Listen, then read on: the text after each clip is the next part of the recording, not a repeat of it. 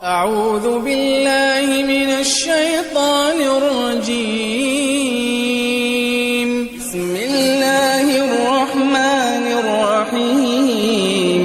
وما خلقت الجن والإنس إلا ليعبدون ما أريد منهم من رزق وما أريد أن يطعمون إن الله هو الرزاق ذو القوة المتين.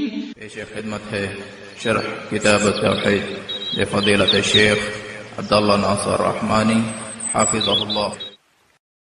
اور اس کے برعکس ایک بندہ اور بھی ہے، طوبی لعبد، اس بندے کے لیے بشارت ہے، خوشخبری ہے، آخر میں اعلان فرض ہی اپنے گھوڑے کی لگام پکڑے ہوئے، اپنے گھوڑے کی لگام فی سبیل اللہ، اللہ کی راہ میں، اللہ کی راہ میں جہاد فی سبیل اللہ جو ہے اس کا مشتاق اور متمنی گھوڑے کی لگام تھامے ہوئے ہے.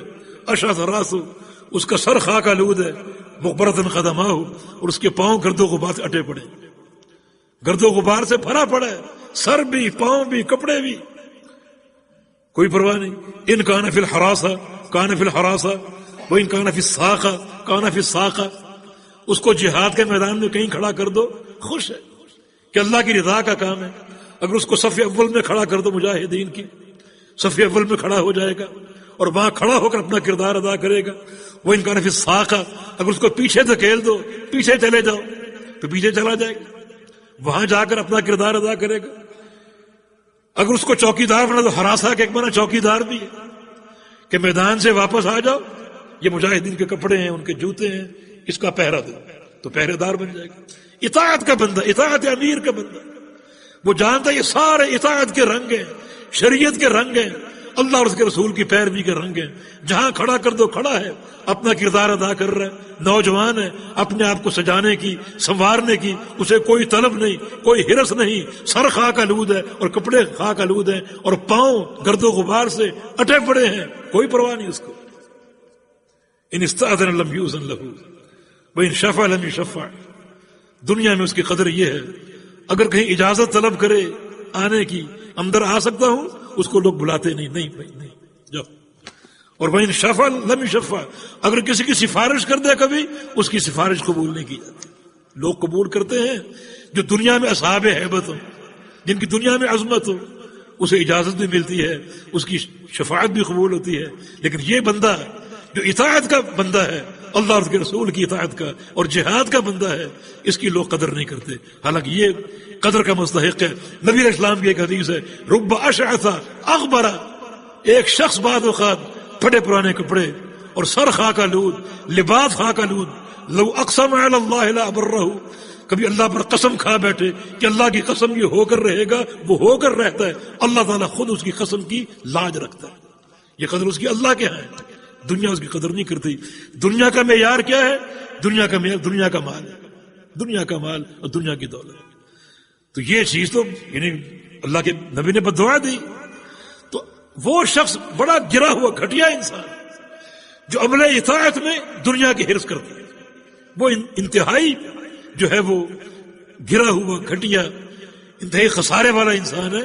جو ایک تو ہے نا، ایک انسان دنیا کی راہ میں کھویا ہوا اور دنیا کی طلب میں دوڑ رہا ہے. ایک یہ شخص ہے جو دنیا کی طلب میں دوڑ رہا ہے بلکہ عمل عبادت بھی دنیا کی خاطر کرے، تو اس کی یہ روش شرک سے جو ہے وہ منسلک ہے اور یہ شرک کرا دیا. جو حدیث آپ نے سنی عبد دینار کی، تعس عبد دینار تعس عبد درہم، کہ دینار اور درہم کا پجاری، یعنی پجاری کہا نبی علیہ السلام نے. عبد کا معنی غلام کا بھی آتا ہے، اور عبد کا معنی یعنی اس حد تک جس میں عبدیت کا وصف ہو، یعنی اللہ تعالیٰ معبود اور بندہ عابد ہے، اور عابد کا لفظ بھی عبد سے ماخوذ ہے. یعنی تعبیر کیا کی کہ گویا یہ شخص اتنا دنیا سے محبت کرتا ہے، درہم و دینار سے، کہ درہم و دینار کا پجاری بن بیٹھا ہے، درہم و دینار کا غلام بن بیٹھا ہے. تو اس معنی میں نبی علیہ السلام نے اس کو ایک بڑے بلیغ انداز سے دنیا کی مذمت کو ذکر کیا ہے. اللہ تعالیٰ خوبصورت اور خوبصورتی کو پسند کرتا ہے. یعنی جو حدیث میں تھا کپڑا اور چادروں کا پجاری، اللہ تعالیٰ اس کو برباد کر دے. تو یہ حدیث گویا اللہ تعالیٰ کی خوبصورتی کے منافی اس حدیث کے مخالف ہے کہ خوبصورتی تو پسند کرنی چاہیے. نہیں، بات اس شخص کی ہو رہی ہے جس کی تمام تر جہود کا مرکز دنیا ہو، حتیٰ کہ عبادت کا مقصد بھی دنیا ہو، نماز کا مقصد بھی دنیا ہو، تو وہ صرف ہر وقت دنیا سنوارنے میں، اپنے سجاوٹ میں کہ میرے لیے کیا چیزیں اچھی ہیں، میرے حسن میں کیسے اضافہ ہوگا، کپڑا کون سا مجھے جو ہے وہ زیادہ جو ہے وہ فیشن کے مطابق میرے مطابق ہوگا، اسی بارے میں سوچتا رہتا ہے. لیکن ایک بندہ اگر عبادت کرتا ہے، اللہ تعالیٰ کی توحید پر قائم ہے، سچے منہج پر قائم ہے، عمل صالح کرتا ہے، اخلاص ہے، تو اگر وہ زینت کی چیزیں اختیار کرتا ہے، اچھی چیزیں استعمال کرتا ہے، وَأَمَّا بِنِعْمَةِ رَبِّكَ فَحَدِّثْ، اپنے پروردگار کی نعمتوں کی تحدیث کرتا ہے، اچھا پہنتا ہے، اچھا کھاتا ہے، تو یہ شریعت کے خلاف نہیں ہے. صحابہ نے پوچھا تھا نبی علیہ السلام سے کہ یا رسول اللہ صلی اللہ علیہ وسلم المرء يحب ان يكون ثوبه حسنا ونعله حسنة، ہر شخص کی خواہش ہوتی ہے اس کا لباس اچھا ہو، اس کا جوتا اچھا ہو. تو کیا یہ کبر ہوگا؟ فرمایا یہ کبر نہیں، یہ جمال ہے جو اللہ کو پسند ہے.